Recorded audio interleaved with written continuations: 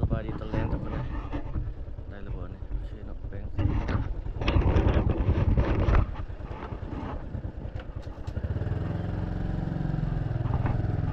หาเลาะตอนแรงวันนี้อันนี้เขาเปิดคลิปอยู่เขตบ้านนาคำเนาะเมืองสีโคตรตะบองเนาะเขาเลาะเวียงจันทน์ค่อยขี่รถเลาะเข้าในเมืองกันแล้วมันนี่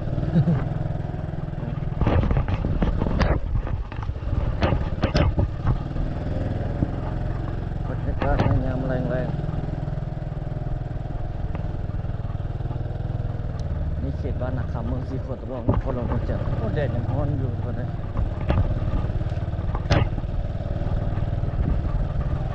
ดินว่างนี่เนาะสังกะสีก็จะอ้อมมีบุญคนอยู่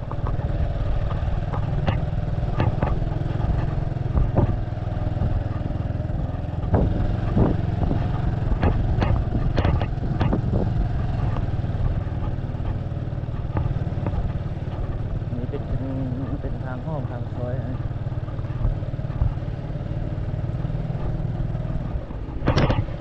เอาออกมานี่เป็นบ้านนาคำห้อมสาม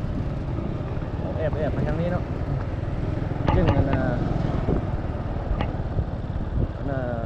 มันจึงคมแดด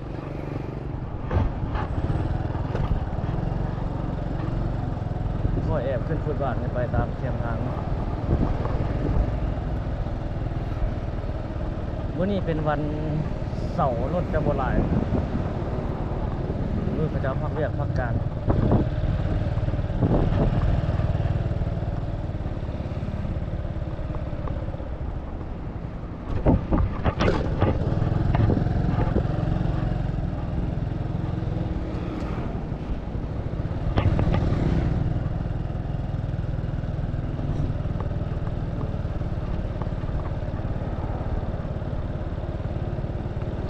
ไปทางนี้ก็ขี่ไม่ง่ายขี่เข้าแคมป์ฟุตบาทนี่แล้วหมูเฮาก็บริษัทเด็ด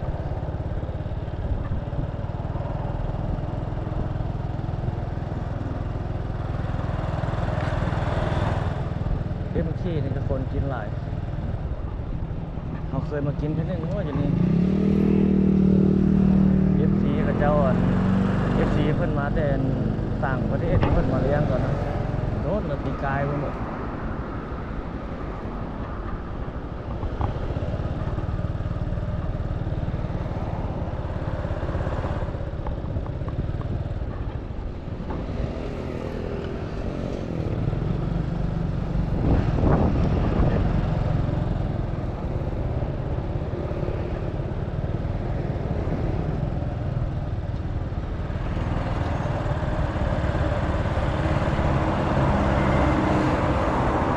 รถโบราณก็หลายอยู่เลย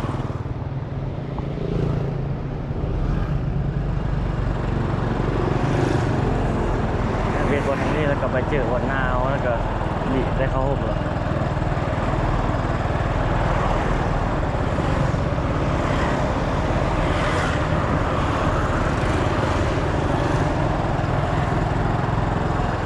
นี่ได้เข้าห้องแล้วไปเลย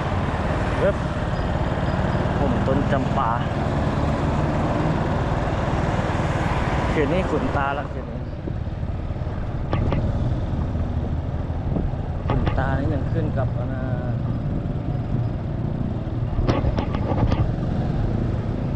รถที่โคตรบองอยู่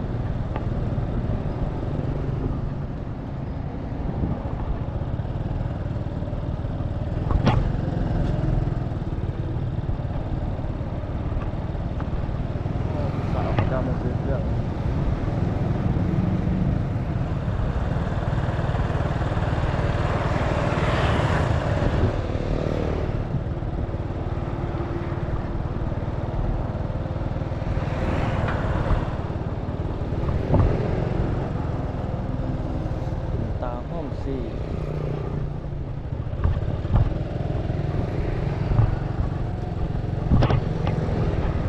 เขาแอบมาย้อนอันนี้ย้อนว่านั่นทุกคน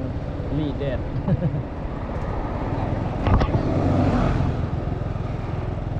โอ้ดิตันฟอร์ดลาวซิตี้คนกับเจ้าล้าอยู่ในเสาร์อาทิตย์นี่กับเจ้าปิด บ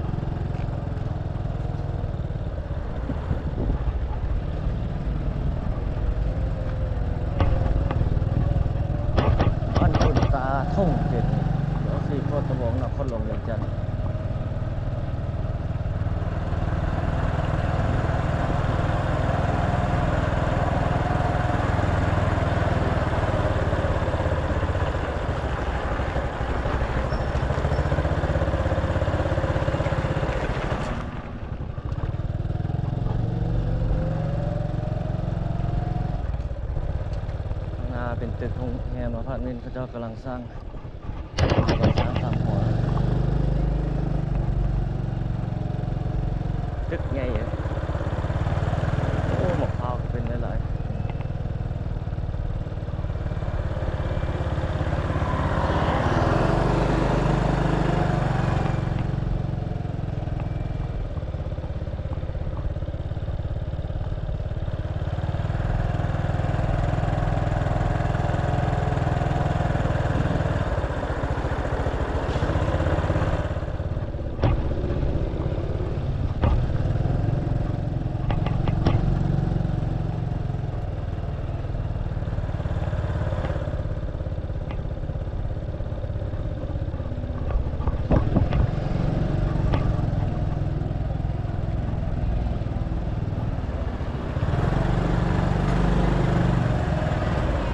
โอ้โหนี่ขึ้นใหญ่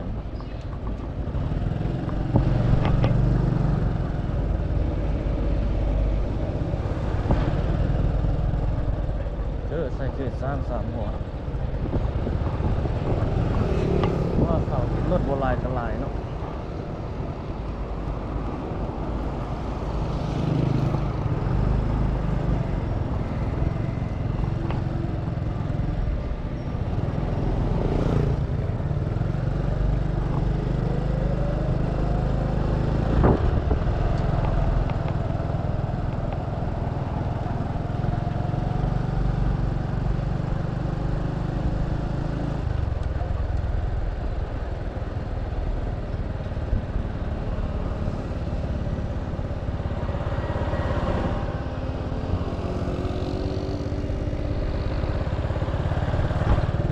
คือข้างหน้านี่ก็แล้วหลายแล้วนี่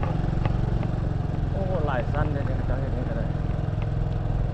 มีสั้นระเบียงนำเลยไอ้เด็กเขียนบางสีทางนะทุกคน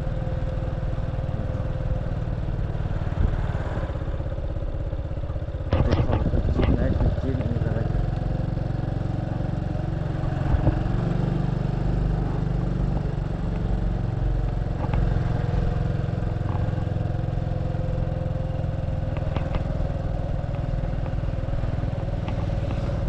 พาเลาะบ้านยามแรงเขาเคยเลาะแล้ว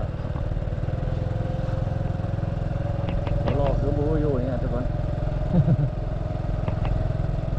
บัดเบื้องซ้ายมือเขา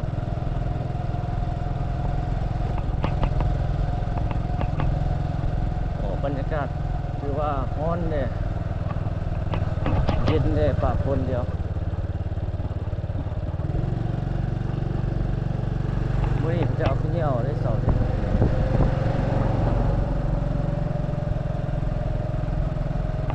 โอ้ทางหน้าก่อตีนเป็ดก่ออย่างนั้นออกดอกสีขาว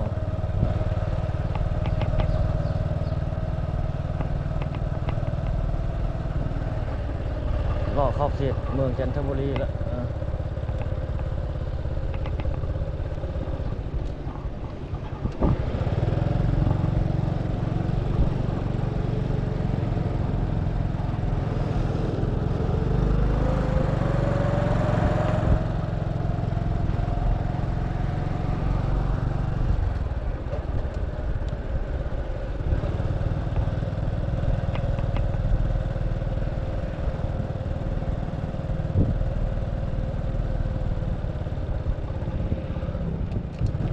น้ำของก็แห้งลายแล้วเราอัปเดตเมื่อวานนี้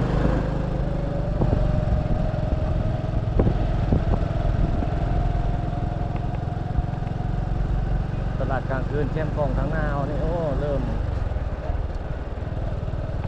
เปิดห้านเปิดหอขายเครื่องขายของแล้วได้4-5 โมงแรงไปแล้วคนก็เริ่มผู้มาก็มีแล้วโอ้ถักเบอร์เขาเจ้าแล้วหลายโครงการนะครับนี่ก็เศร้าหลายเนี่ย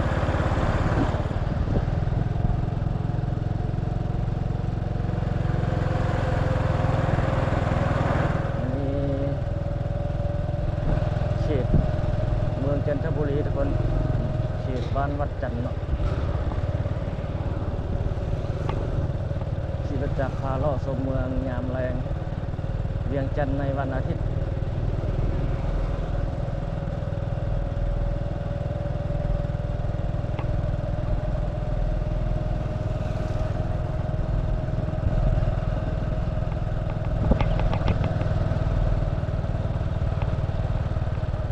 ผ่านไปเจ็ดสี่โมง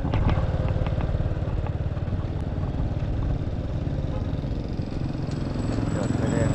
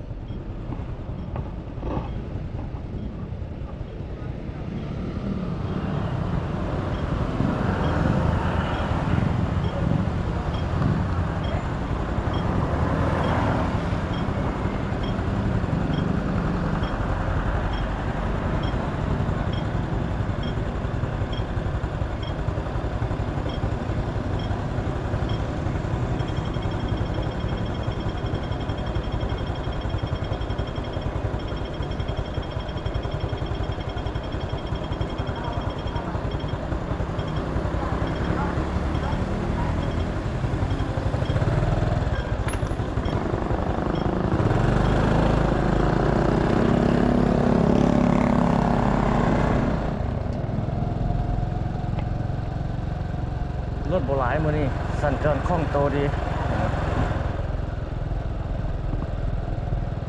เพราะว่าวันเสาร์เนาะ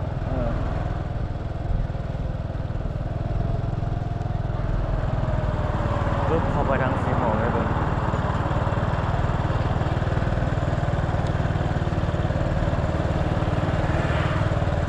สองเอาอย่าง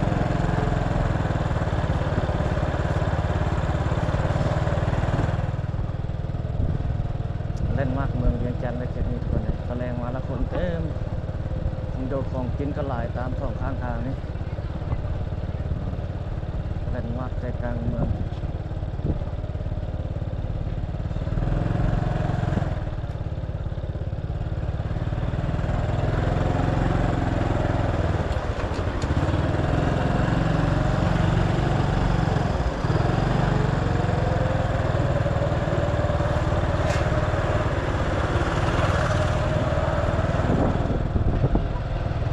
แถวนี้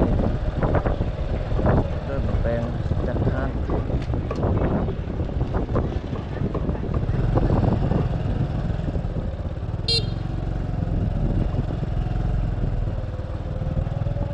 เริ่มมีเฮ็ดอันนั้นแล้วเด้นี่เมื่อนั้นเอาสังกะสีออมนะแล้วจะเฮ็ดก่อสร้างแล้วบ่แต่สองข้างนี้ยังขายคือเก่าสำหรับอาหารการกินในอย่างต่างๆ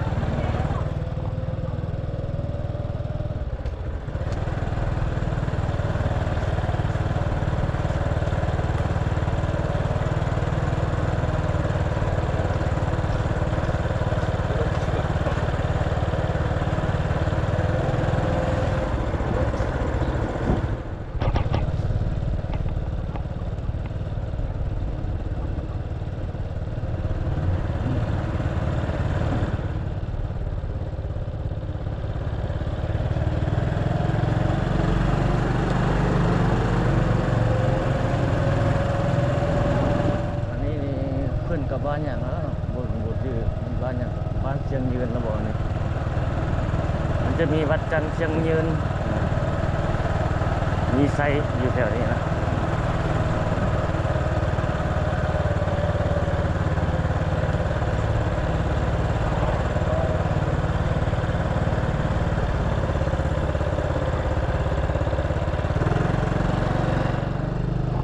ถนนเสถาธิราชละอันนี้โอ้รถโบราณมานี่ โล่งดี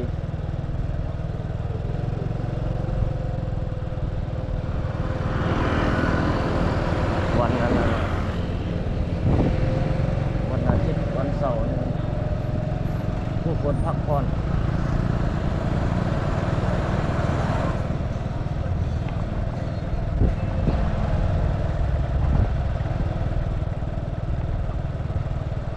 จัดไฟแดงเขตน้ำพุแล้วเป็นไง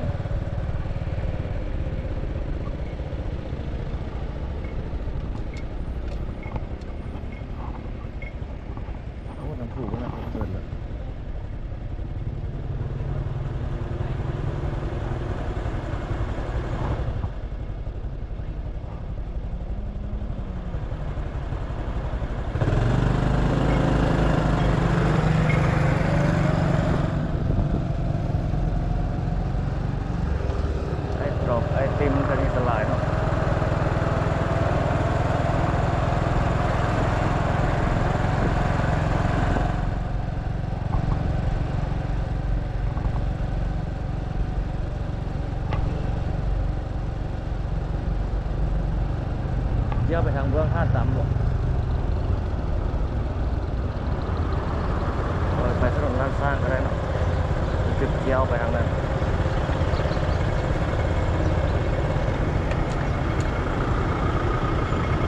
ขาล่อยำเลยกล้องยังบันทึกอยู่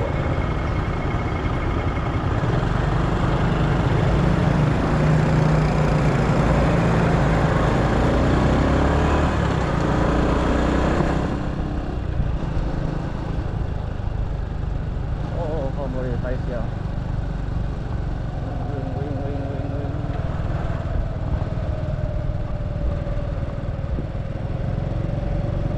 โอ้ห้างก็กล้องในคนหลายได้บนนี้นะเนาะอันนี้ถนนลานสร้างเนาะทุกคนตอนนี้เราจะเลี้ยวลงไปทางท่าตามแล้วจึงเกี้ยวออกไปทางนั้นขาโลดดิ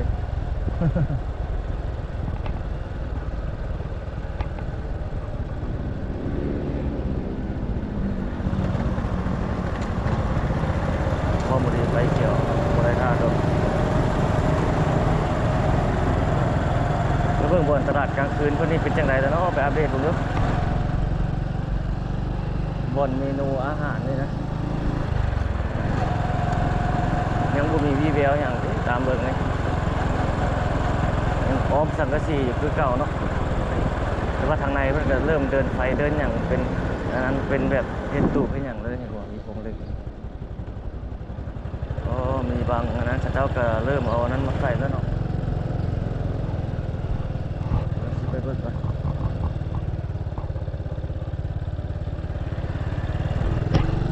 โอ้ทางไหนเพิ่นเริ่มมัน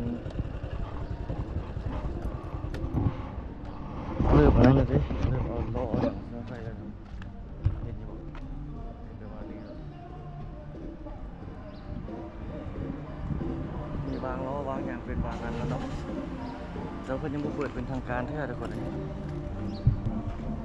ขอเราจะอยู่หั่นท่าดำจะอยู่นี่อยู่ไกลเดียวนี่มาถ่ายให้เบิ่งบนขายของกินบนเลนมาร์กใหม่เราอยู่รอบกินรอบซีมาตลาดย้ายจากจุดนั้นมาเศร้าดินว่างที่นี่โตเนาะที่นั่นเจ้ามีทีมงานกับเจ้า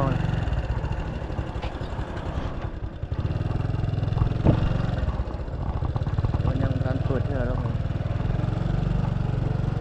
ทันแล้วเนี่ยกำลังปรับปรุงเดินฟืนเดินไฟใส่ไฟ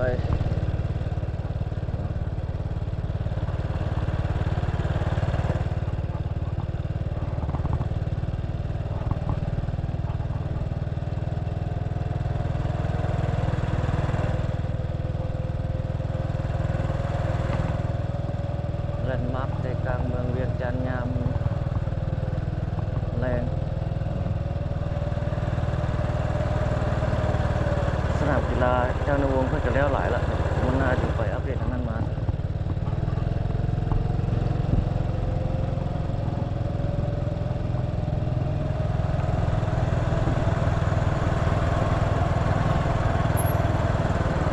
หน้านี่ก็โอ้คุณภาพอาเซียนเป็นตึกคุณภาพอาเซียนมันก็มาเศร้าอยู่นี่ดิเศร้าเป็นห้องครับต้นไม้อยู่เบื้องหัวมือเขานี่คืออายุน่าจะหลายปีก่อนแล้วเกิด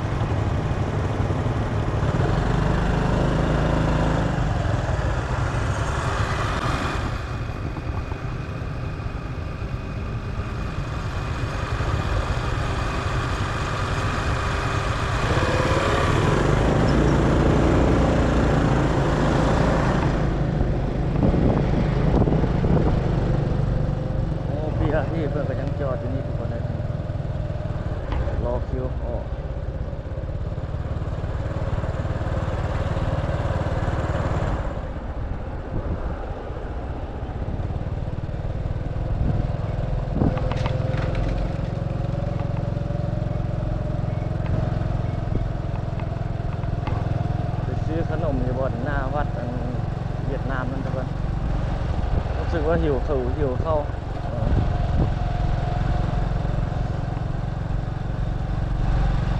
เมื่อวานนี้ไปกินเบียร์แต่เจ้าก็เมาทาง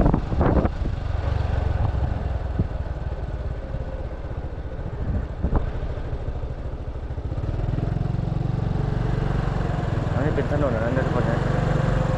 ถนนหนองบอน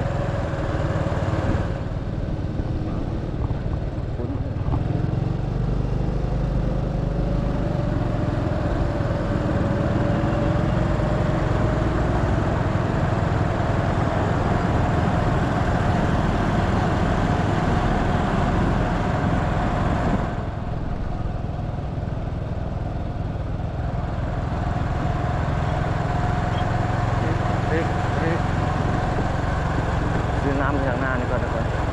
นี่ว่าเดือนน้ำบนความมือน้อย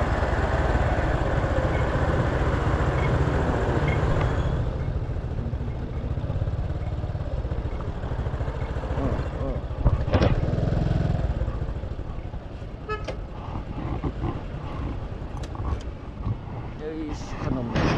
ก้อนเท่าไหร่โอ้นี่ก้อนนี่เด้ ไม้ละ10 โอ้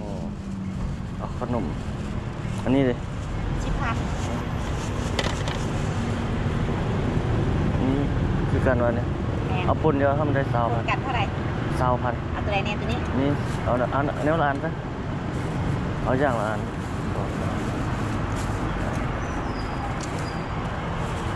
เดี๋ยวเป็นเท่าไหรได้ 10,000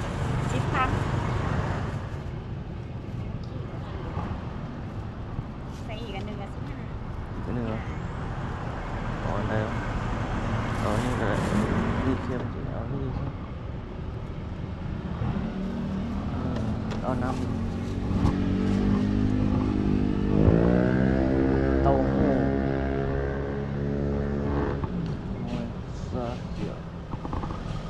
ở từ đây đó anh ấy bên năm nè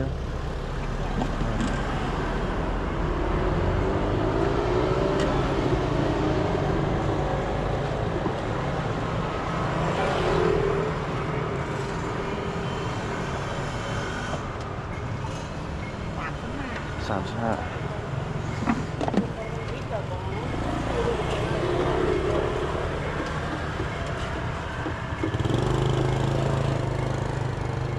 โดนแล้ว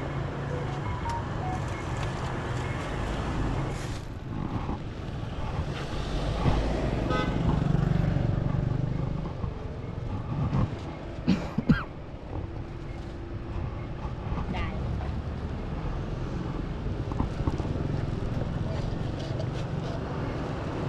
ไปทางเรื่องหลังประตูไซด์พะเนาะ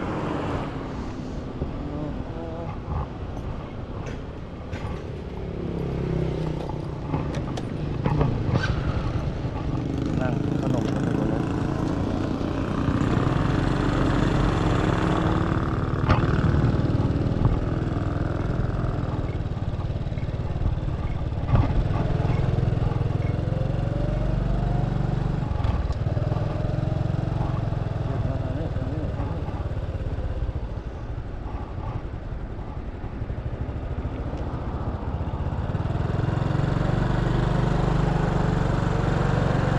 35,000เขาซื้องบของกินเมื่อกี้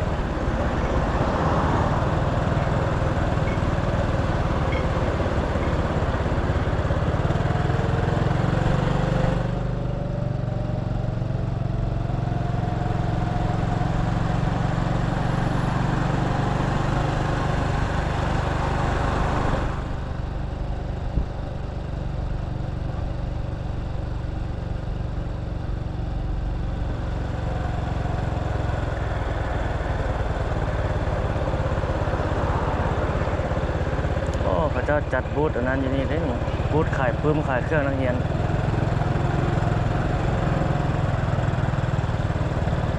ผู้ใดมีลูกมีหลานพามาซื้อเนาะ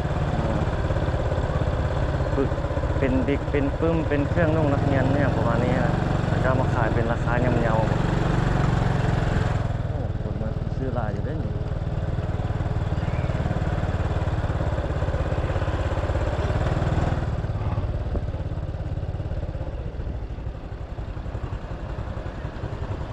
างนี้จะปิดโค้งอยู่เลยเขาจะตัดปูดูทีนี้เขาจอดรถไว้เจ็บนั่น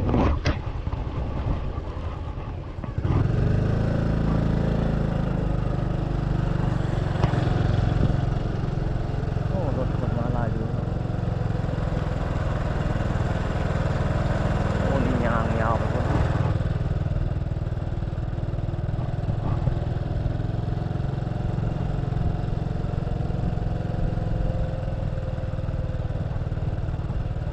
โอ้นะจะเห็นเป็นบ่อนฝารถเก็บเงินนี่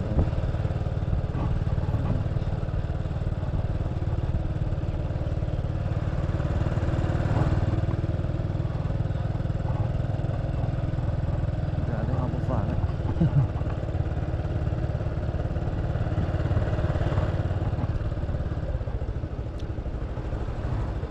คนหลายอยู่ทุกคนเลยเจ้ามาเลาะซื้อปื้มซื้ออย่างเงี้ยคน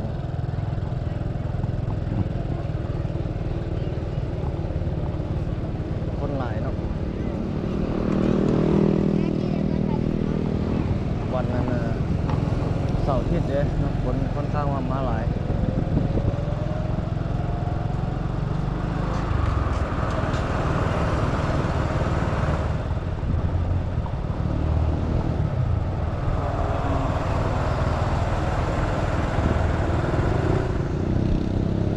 งานแรง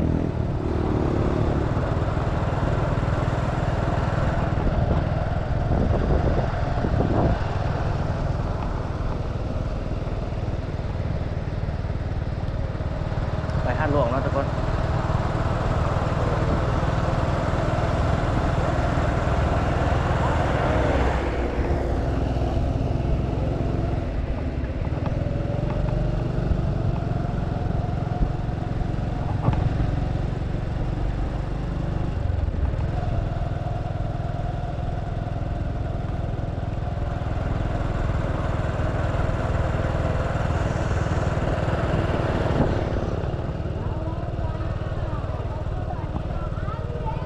โอ้มีงานอยู่ถึงเดี๋ยวจัดงานอยู่ถึง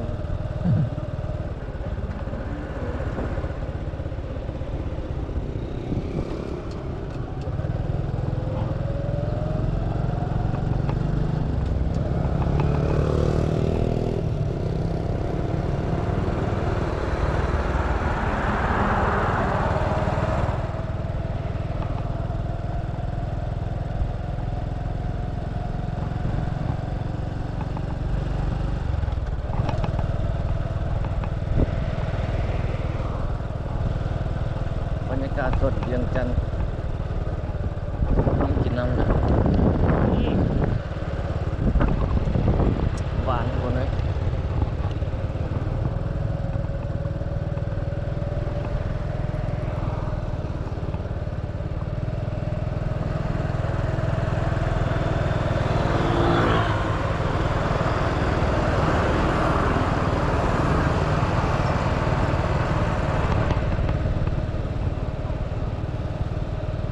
บ้านหนองบอนน้ำสัญจรนี่เป็นถนนพระสามสิงหา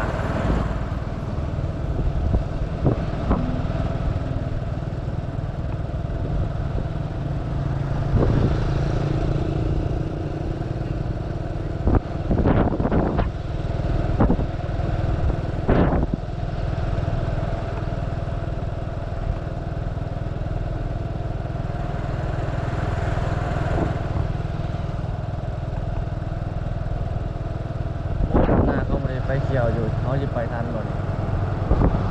หมดทางรถนั้นก็ซิ่งไปทันบ่ทันบ่งบงบ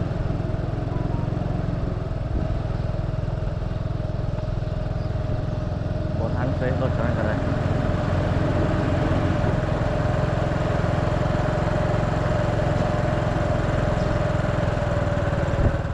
จะเล่นซื่อเนาะออกไปทางท่านหลวง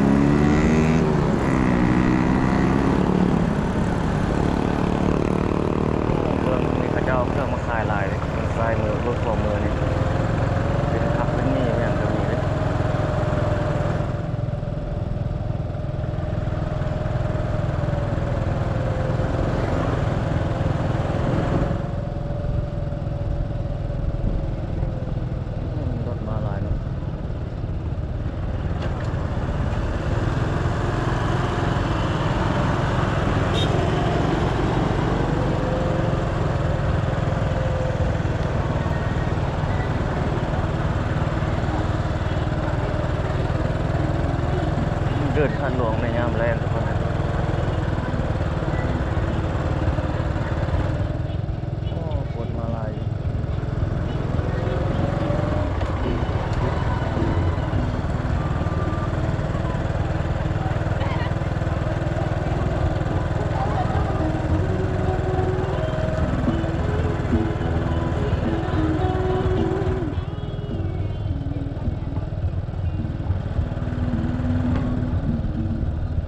สนามหลวงลาวเฮาเนี่ยเดี๋ยวแรงว่าคนมาย่างมาแล่นอยู่ตรงนี้หลาย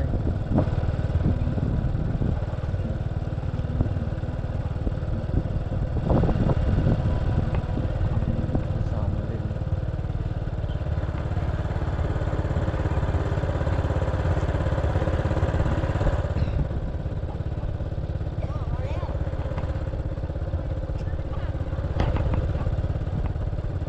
โอ้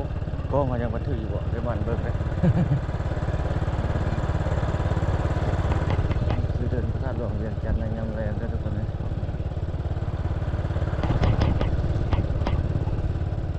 ขายชมขายเซลกันนี่คือ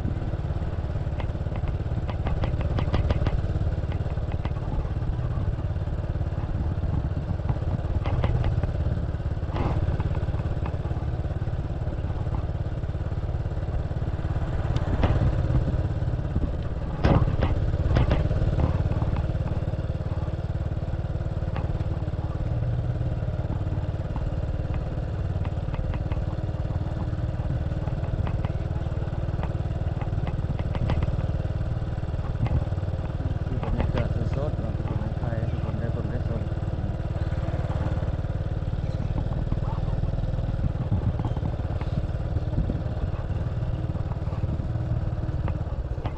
ก็จะมาขายของเลยนะเรื่องของ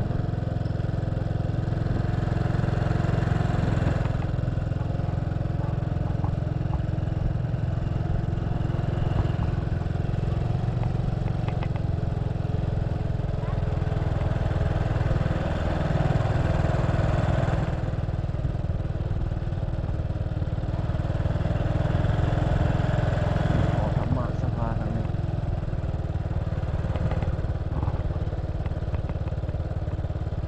โอ้เขานั่งกินกันนี่เขาก็ขนมมากัน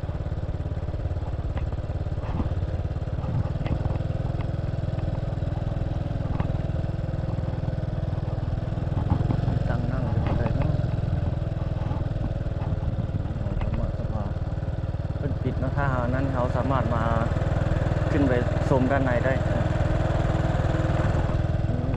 เพิ่นปิดเราจะมานั่งกินขนมอยู่นี่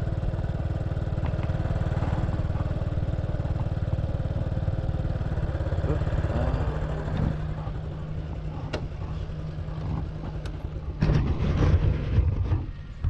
โอ้ยยังเหลือ33%เรามาจนฮอดเขตพระธาตุหลวงพี่ทุกคนนี่เลยมื่อนี้ถือว่าโลไกลสมควรเนาะนี่ขอซื้ออันนี้มันจะเป็นขนมเป็นน้ำมารู้สึกว่าหิวข้าว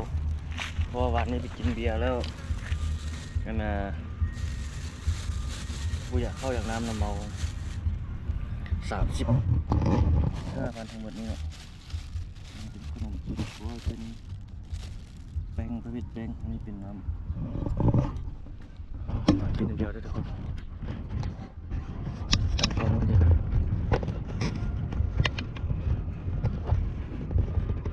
บนไหน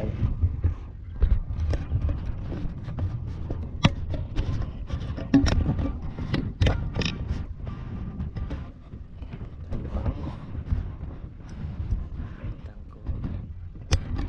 ถ่ายรูปเดียว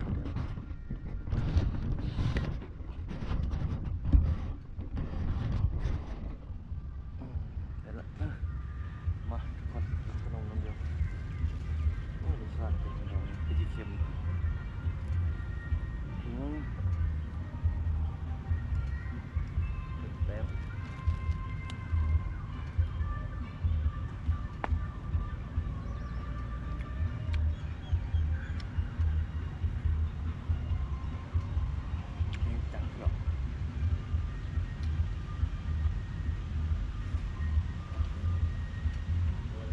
5,000เนี่ย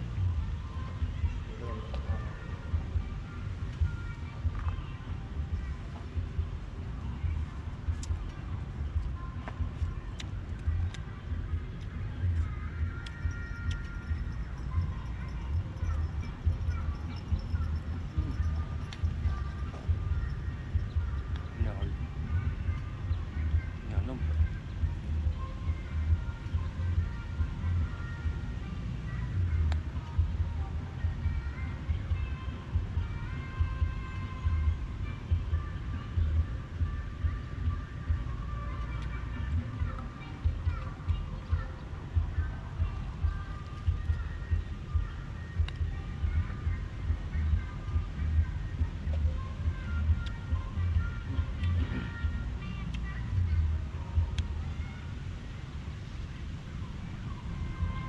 คือมันย่างมันเล่นลายอยู่ตะแรงมันทะลวงเกินทะลวงคุณทะลวงกระลายคือกัน